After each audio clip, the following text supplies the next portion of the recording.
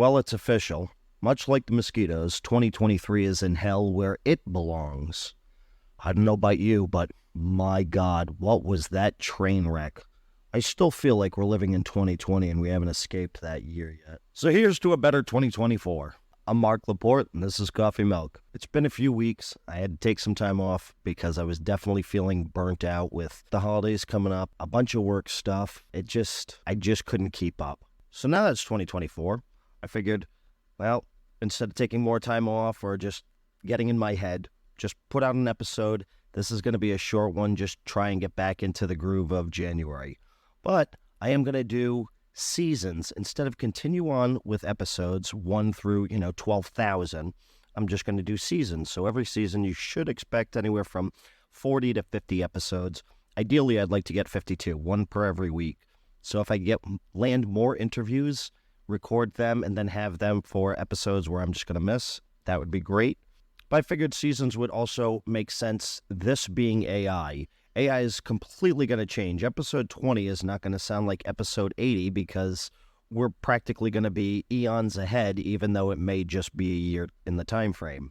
It's just nicer, too, because I always have a lot of friends who find out I do the podcast and like, oh, well, what episode should I start with? And half the time I don't really know, and this way I can just be like, oh, start with season 3, because there are some TV shows where I just start off later on because the first couple episodes of the first season or two suck. Trailer Park Boys, that's one for me. I always start on season 3. So New Year's Day, I wake up from a horrible hangover, and then it was about 4 o'clock in the afternoon, I get a text message from my buddy in Canada, and he says, hey, Mark, I heard that Ray, which is my boss, had a heart attack, and I hope he's okay. If he needs anything, let me know. I'd ask him, but Ray, he'd be like, oh, I'm fine. So this was actually news to me. I find out third party that my boss, the owner of the shop I work at for 8 years, I'm like his right-hand man, doesn't tell me that he had a heart attack. So I text him, I'm like, Happy New Year, Ray. What the hell's going on? And he's like, oh, yeah, it was 3 a.m. I just couldn't sleep. And I knew for like 2 weeks he was really having some heart problems, and he said he had an appointment January 2nd. I wanted him to get looked at sooner, but he waited. And apparently at 3 o'clock in the morning, he did have a heart attack, goes to the hospital. They take care of all that. Monday, this guy thinks he can just go back to work. So I'm trying to run around and make sure he's not doing anything stupid while he heals. But that's been everything up until now. I mean, my holidays was great. I went to my aunt's house. Good time, a lot of food. The best thing about my aunt's for Christmas, though, instead of making the big family feast meal, turkey and all that shit, we had appetizers. So we had mozzarella sticks, potato skins, chicken fingers. Now, I'll tell you, that to me was the greatest Christmas ever. Now, I just want to put all that out there because my buddy Charlie, he came on the podcast last year 2 or 3 times, and he's driving up tomorrow from wherever he's from to come to the shop for a couple weeks, and he hasn't heard that Ray has had a heart attack. So I figured he'd find out through this podcast. So, yes, Ray's back at work 2 days after. No big deal. Like, this man is insane. So, Charlie, you can deal with that for the next couple of weeks. So with this being season 2, obviously season 1, it was just me and Mitch, and we were it was mostly AI, but I also tried to impart some wisdom on him. And now he's in college and he's doing great things, and he's just got a lot on his plate with working and the dive team, so he won't be doing this year. He may come on every once in a while. We'll catch up with him. But so it's going to be me. I figured we're just going to talk same thing. It's going to be a lot of AI, a little bit of entrepreneurship, different side hustles that I've been doing, and any cool interviews that I have coming up. Which reminds me, I have 2 actors coming on in the beginning of February because the TV show that comes out for them is in February, so I figured it'd be a good kind of cross-promotion. So look out for that. I am psyched about this. Now, I'm not sure if it was on the podcast or not, but Michelin tires, in a weird marketing push for them to sell more tires, they came up with a guidebook back in the day that would recommend different restaurants or areas, parks, cool places to travel on the road. Therefore, you'd always remember the Michelin brand, and it would associate you with buying more Michelin tires. So they came up with the Michelin star, all the restaurants with Michelin star. It comes from the Michelin tires, which is wild. Same thing with Guinness Book of World Records. I believe it was in the 50s, maybe 54, 55. I think their 70th year comes up this year. 70 years, Guinness Book of World Records. They noticed that in bars, everybody always talks about records and just different trivia. But you could never really get the answer from one book. They'd have to search through a lot of different books in the 1950s. Didn't have the computer, didn't have all that stuff we have today. So the guy's name, Sir Hugh Beaver, I don't know, that makes me laugh. He hired a team to come up with a trivia book, and they called it the Guinness Book of World Records, because at the time they were having an argument of which was like the fastest bird in England or something like that. So it took 90 weeks, and they completed the book to be updated every year when somebody also tried to break a world record. But that was to reinforce a beer brand. Now it's just kind of outside marketing that takes something from being good to just elevating it in such a way where sometimes you don't even associate one thing with another. Because it wasn't until today I realized the Guinness Book of World Records and Guinness were the same. I knew about the Michelin tire thing, but the Guinness Book of World Records, that kind of blew my mind. Now that comes around to the Stanley Cup craze. I saw it trending on Twitter, I saw Instagram videos, and I didn't know what the shit was going on. It seemed like it was a Willy Wonka ploy, and whoever bought more Stanley Cups, so there'd be a golden ticket in a Stanley Cup, and you could win the factory. I just didn't know what the obsession was. I just saw women were going crazy at Targets and beating each other up to get these damn things. And at first I actually associated it with mini Stanley Cups, like hockey at the NHL, mini Stanley Cups. So when they were talking about Stanley, I associate that with my father and grandfather. My father had the big Stanley thermos. My grandfather had the Stanley thermos. They took it to work. I always associate damn thing was indestructible. You could run that thing over, throw it off the highway. It would always last. And that seal was amazing. Always kept everything hot. It was beautiful. But what I learned with this craze was that it wasn't until 2019. I believe their average sales every year was about 67 to $73 million. And then in 2019, this mom blogger kind of promoted the Stanley Cup, and it went viral. People, they couldn't keep it in stock. The unique part about this was, instead of considering it a fluke, the Stanley CEO, who is a marketing director, I believe he got his degree in marketing, he saw he was onto something and started targeting a female demographic, and then he created softer tones for the tumblers they created and did pastels and reds and everything geared toward women. And now, from 2019 at $67 million, they're due to break $750 million, I believe, just in sales from this year alone. And that's from targeting women.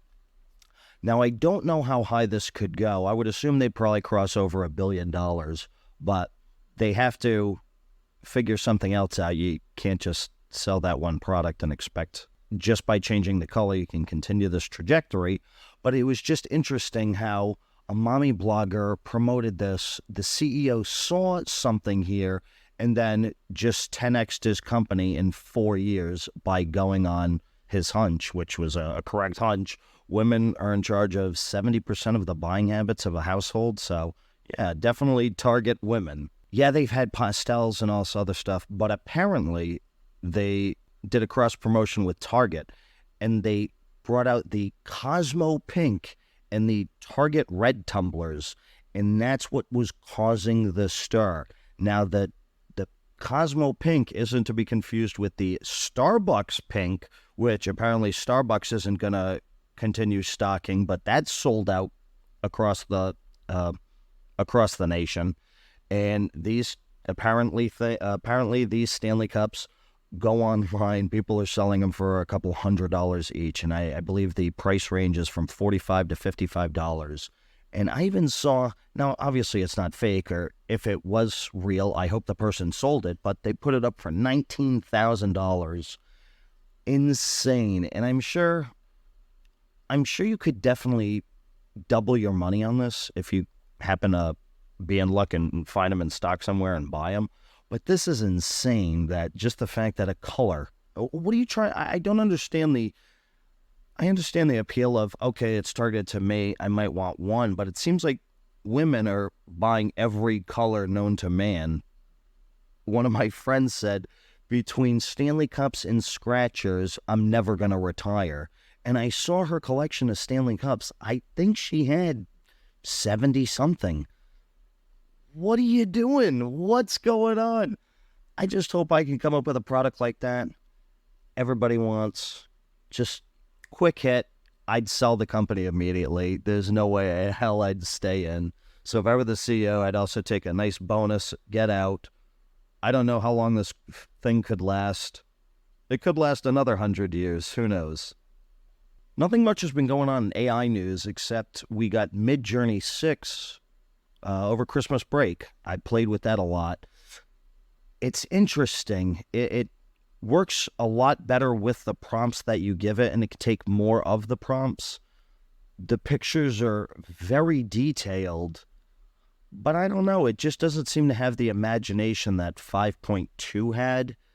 Because when I asked that to do just different cars or supercars or imagine this, and it would do a great job of that. This is very generic standard cars, but the photos are beyond realistic. They're perfect. And the people, you can actually see flaws in people's skins, freckles or little beauty marks here and there. And I would definitely say you could not tell a Midjourney person apart from a real person. It's that good. Of course, it's also in alpha, so yeah, it's in alpha right now. So they're definitely going to add a lot more. They also said this week that they were going to come out probably the first quarter with text to video, so they'll be competing with Pika Labs. Midjourney's the powerhouse to photorealistic, as far as I'm concerned. They're just the best in photos. Now, if they could match that with video, that would be incredible. If not, it's so much better that they're involved with the video portion because a rising tide lifts all boats. Everybody's going to benefit from Midjourney getting involved in this. Having said that, if you haven't played around with Pika Labs, I believe everybody's now off the wait list. It's open to the public. Text to video. If you sign up for the subscription, they'll give you 15-second clips. But if you're a free user, it's 4-second clips. And even with those 4-second clips, there have been people who've made whole movie trailers with that. Minute 30 long movie trailers. They'll take those 4-second clips, add audio above it, voiceover, and it's damn good. It's really impressive. So I can't even imagine what 2024 is going to bring in those terms. If you think it's just been this year alone that we've been in AI, and it seems like it's been a decade, it goes slow and fast at the same time, if that makes any sense. But 2024, yeah, I could imagine text to whole movie. Yeah, it'll create an hour, 30-minute movie from one prompt. No, I'm not saying we'll get there, but could you imagine the shit that's going to come down the pike this year? ChatGPT launched a store this past week, and it's nice now because when I had to find GPTs when they came out with the GPT Builder, you'd have to hope you found somebody on like Product Hunt or Twitter that you follow and found something that's really unique. I mean, you could get a lot of the most mundane stuff, writing prompts or YouTube summarizers, anything like that. So it was just really hard to find anything that stood out. So finally, with the store, it's just the Explore tab. You get to see the top 10 new GPTs per week or the recommended GPTs. Then they have some for DALL-E, again, some for YouTube, some created by the ChatGPT team.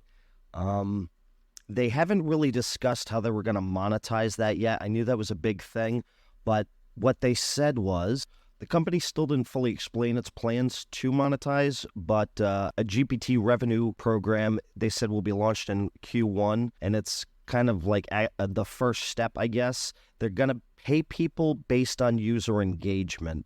I guess kind of like TikTok or YouTube Shorts. The more people view your reels, the more money you get. I would assume that only obviously works for subscription-based. I don't know if they're going to push these out to the freemium users as of yet. They said it was going to be about, they were going to liken it to Apple's 70-30 split program. Let's hope that comes and everybody turns into millionaires.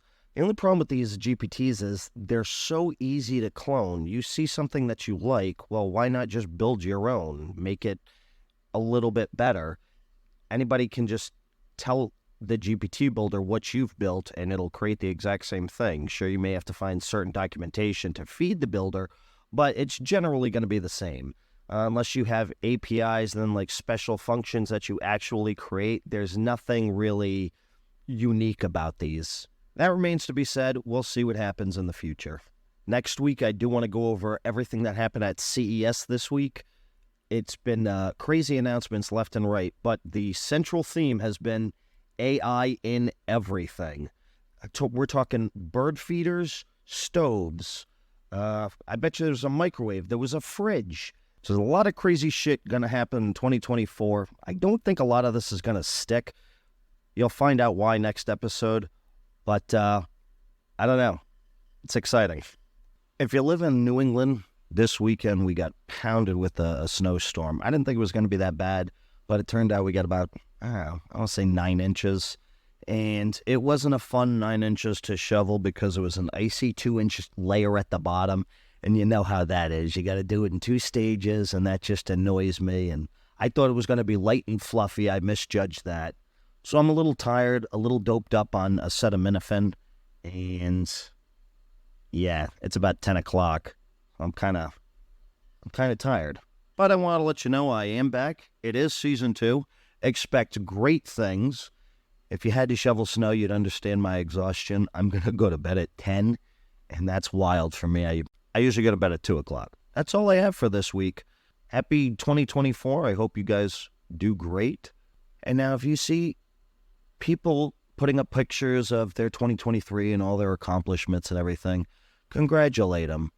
But if you look at everybody else's accomplishments and you realize that you didn't have any big accomplishments in 2023, you just survived, well, I applaud you because you made it through what I consider to be a shit year. It was insane. I'm glad it's over. May it rot in hell. But I want to, encourage you. If you just survived 2023, then congratulations. You made it out alive. I didn't think I would. So I'm very excited for next week's episode. I'm Mark Laporte, and this is Coffee Milk. Thanks for listening.